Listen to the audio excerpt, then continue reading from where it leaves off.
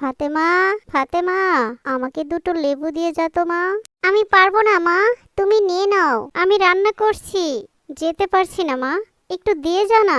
ধুর ছাই, মা শুধু ডাকতেই থাকবে। মাকে অন্য কিছু বলতে হবে যাতে মা আর না ডাকে। মা, আমি স্কুলের হাতের লেখা লিখছি, এখন যেতে পারবো না, তুমি নিয়ে নাও।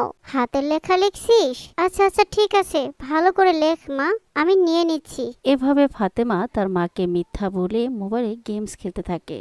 ফাতেমার বাবা নেই, মা সেলাই মেশিনে কাজ করে মেয়েকে নিয়ে কোনো রকমে চলছে। মায়ের অনেক স্বপ্ন তার মেয়ে ফাতেমা একদিন অনেক বড় হবে, তাই দিনরাত পরিশ্রম করে মেয়েকে পড়াশোনা করাচ্ছে। একদিন ফাতেমার মায়ের শরীরটা খুবই খারাপ লাগছিল। মাথাটা প্রচুর যন্ত্রণা করছে, হাত পা ব্যথাও করছে, মনে হয় শরীরে জ্বর এসেছে। কিন্তু এই কাপড়গুলো তো পাশের বাড়ির কাকিমাকে দিয়ে আসার কথা ছিল। না না, এখন আর যেতে পারবো না, আমি বরং একটু বিশ্রাম নিয়ে নেই। ফাতেমা, ফাতেমা। হ্যাঁ মা, শুনছি, কি হয়েছে? এই কাপড়গুলো তোর পাশের বাড়ির দাদিকে দিয়াই তো, আমার শরীরটা একদমই খারাপ লাগছে, আমি একটু বিশ্রাম নিচ্ছি, একটু দিয়ে আয়। কাপড়গুলো আজ দেওয়ার কথা। ধ্যাত তুরি না, যখন একটু খেলতে যাই তখনই মায়ের ডাকাডাকি শুরু হয়ে যায়, একটুও ভালো লাগে না। বুঝেছি, এখন আমাকে কি বলতে হবে। মা, আমার স্কুলে দেরি হয়ে যাচ্ছে, আমি রেডি হচ্ছি, এখন যেতে পারবো না। ও আচ্ছা ঠিক আছে মা, তাহলে তুই স্কুলে যাওয়ার পথে তোর দাদিমাকে একটু বলে দিস কাপড়গুলো যেন এসে নিয়ে যায়, আমার শরীরটা একদমই ভালো নেই রে, আমি যেতে পারবো না এখন। ফাতেমা আবারও তার মাকে মিথ্যা বলে খেতে থাকে। বেশ কিছুক্ষণ খেলার পর ঘড়িতে 9টা বেজে যায়। এদিকে ফাতেমার মা ক্লান্ত শরীরে একটু বিশ্রাম নিতে গিয়ে ঘুমিয়ে পড়ে। আরে 9টা বেজে গেছে। এই বলে ফাতেমা স্কুলের ব্যাগটি কাঁধে নিয়ে তাড়াহুড়া করে স্কুলে যাওয়ার জন্য বেরিয়ে পড়ল। মা, ও মা, আমি স্কুলে যাচ্ছি। মা, আরে মা তো দেখছি ঘুমিয়ে গেছে। যাক, ভালোই হলো, জেগে উঠলে শুধু শুধু একটা কাজ দিয়ে বসবে, আমি বরং চুপি চুপি স্কুলে চলে যাই। আরে মায়ের মোবাইল, মা তো ঘুমিয়ে আছে, আজ বরং আমি মোবাইলটা সাথে করে নিয়ে যাই। এই বলে ফাতেমা মায়ের মোবাইলটি চুপি চুপি নিজের ব্যাগে নিয়ে নেয় আর স্কুলের জন্য বেরিয়ে পড়ে। কিছু দূর যাওয়ার পর একটি গাছের নিচে সে বসে পড়ে। না, আজ এমনিতেই স্কুলে যেতে মন যাচ্ছে না, তার ভিতরে আবার অনেকটা দেরি হয়ে গেছে। আজ আর স্কুলে যাব না, বরং এখানে বসে বসে মোবাইলে গেমস খেলি। স্কুল ছুটির সময় হলে বাড়ি ফিরে যাব, মা কিছু বুঝতেই পারবে না, মা তো আজ শুয়েই আছে। এই বলে ফাতেমা নিজের ব্যাগে থেকে মায়ের মোবাইলটি বের করে গেমস খেলতে থাকে। কিছুক্ষণ পর আল্লাহ একজন বৃদ্ধকে পাঠালেন। কি বৃদ্ধ লোকটি ব্যাপার ফাতেমাকে ফাতেমা, বললেন, তুমি স্কুল ফাঁকি দিয়ে এখানে বসে কি করছো? আজ আমার স্কুলে যেতে ভালো লাগছিল না, তাই এখানে বসে বসে গেমস খেলছি। কিন্তু তুমি কে? আমি আমি গল্পওয়ালা। বাচ্চাদের দেখলে শুধু তাদের গল্প শোনায়। তুমি শুনবে আমার গল্প? কি, তুমি গল্পওয়ালা? আমাকে গল্প শোনাতে চাও? হ্যাঁ হ্যাঁ, শুনবো, গল্প শুনতে তো আমার খুব ভালো লাগে। এসো গল্পওয়ালা দাদু, আমাকেও একটা গল্প শোনাও। ঠিক আছে, কিন্তু ফাতেমা, আমার গল্পটা তোমাকে খুব মনোযোগ দিয়ে তাহলে এবার শোনো আমার গল্প। অনেক দিন আগের কথা। এক গ্রামে আলামিন নামক একটি ছেলে তার মায়ের সাথে বাস করত। তার মা ছিল খুবই সত্যবাদী, ধার্মিক, পরহেজগার একজন মহিলা। একদিন দুজন মুসাফির আলামিনের মায়ের কাছে আসলো। আসসালামু আলাইকুম রহমতুল্লাহ। ওয়ালাইকুম আসসালাম রাহমাতুল্লাহ। মা জননী, শুনেছি এই গ্রামের মধ্যে তুমি একজন সত্যবাদী পরহেজগার মহিলা। আমরা দুজন মুসাফির, তাই আমরা তোমার কাছে আমাদের এই পুটলিটি রাখতে এসেছি। আমরা সফর শেষ করে আমাদের পুটলিটি দুজনে একসাথে এসে নিয়ে যাব। এই নাও মা। ঠিক আছে বাবা, আপনারা কোনো চিন্তা করবেন না, আমি আপনাদের আমানত খুব যত্ন সহকারে রাখবো ইনশাআল্লাহ। এভাবে দুজন মুসাফির আলামিনের মায়ের কাছে তাদের মূল্যবান একটি পুটলি রেখে যায়। এরপর বেশ কিছুদিন কেটে গেল। একদিন আলামিন স্কুল থেকে বাড়ি ফিরল। তার খুব ক্ষুধা লেগেছিল। সে তার মাকে ডাকতে লাগলো। মা, ও মা, মা, আমার খুব ক্ষুধা লেগেছে, তাড়াতাড়ি আমাকে কিছু খেতে দাও তো। মা, ও মা।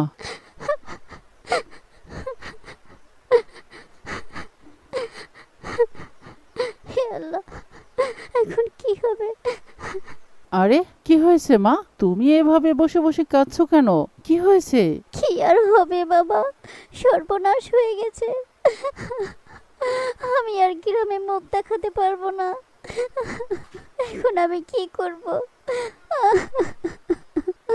আরে কান্নাকাটি থামাও, আগে বলো তো হয়েছেটা কি? বলছি, কয়েকদিন আগে দুজন মুসাফির এসে একটা পুটলি আমার কাছে রেখে যায়। ওনারা বলল তারা দুজনে সফর শেষে একসাথে এসে সেই পুটলিটি নিয়ে যাবে। কিন্তু কিন্তু কিন্তু আবার কি? তুমি কি সেই পুটলিটি হারিয়ে ফেলেছো? না রে বাবা, হারিয়ে ফেললে তো ভালোই হতো, তবুও নিজেকে দোষী মনে করতে পারতাম। কয়েকদিন আগে সেই দুজন মুসাফিরের মধ্যে থেকে একজন এসে মা জননী, আমাদের সেই পুটলিটি আমাকে ফিরিয়ে দাও। আমার বন্ধু রাস্তার ওই পারে দাঁড়িয়ে আছে, সে খুবই ক্লান্ত, তাই আমি একাই আসলাম। আমাদের অনেক দূর পথ যেতে হবে, তাড়াতাড়ি আমাদের পুটলিটি ফিরিয়ে দাও। আমি সরল বিশ্বাসে সেই লোকটির হাতে পুটলিটি দিয়ে দিলাম, কিন্তু আজ আবার সেই দুজন লোকের মধ্যে অন্য লোক এসে আবার সেই পুটলিটি আমার কাছে চাচ্ছে। আমি কোথায় থেকে সেই পুটলি দেব? উনি বলছেন মা জননী, আমি তোমার কোনো কথা শুনবো না। ওই পুটলির মধ্যে আমাদের দুজনের সমান ভাগে স্বর্ণমুদ্রা ছিল। সে আমার সাথে বিশ্বাসঘাতকতা করেছে। সে লুকিয়ে আমাকে না জানিয়ে এখানে এসে পুটলি নিয়ে গেছে। তুমি তাকে কেন পুটলিটি দিলে? তোমার সাথে তো কথা ছিল আমরা দুজনে একসাথে এসে পুটলি নিয়ে যাব।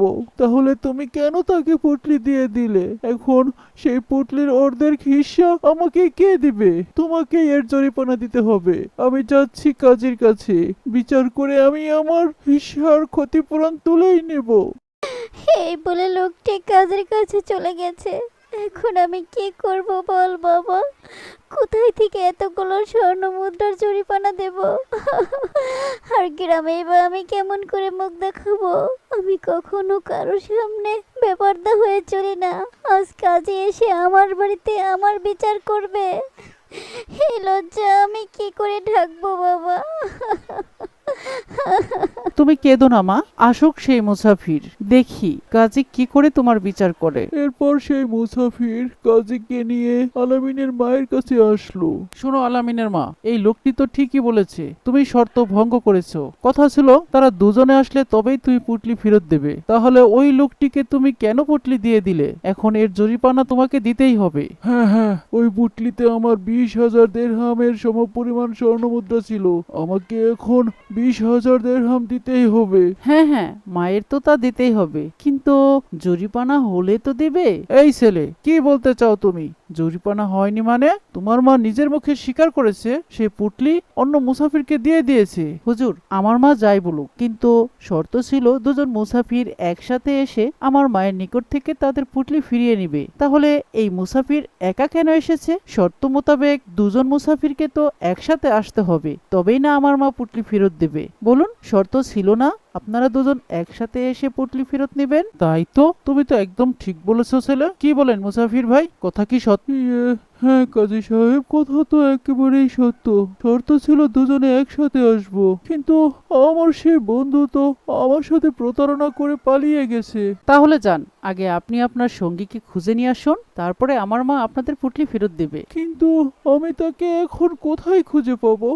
সেটা আপনার বিষয় মুসাফির ভাই, শর্ত মোতাবেক আপনি এখনই চলে যান, আপনার বন্ধুকে খুঁজে দুজনে একসাথে আসবেন, তবেই আপনার পুটলি ফেরত দেওয়া হবে। এরপর সেই মুসাফির লোক কোনো কথা না বলে সেখান থেকে চলে যায় তার বন্ধুকে খুঁজতে। এদিকে আলামিনের বুদ্ধি দেখে তার মা খুব খুশি হয়। সে আল্লাহর কাছে দোয়া করতে থাকেন।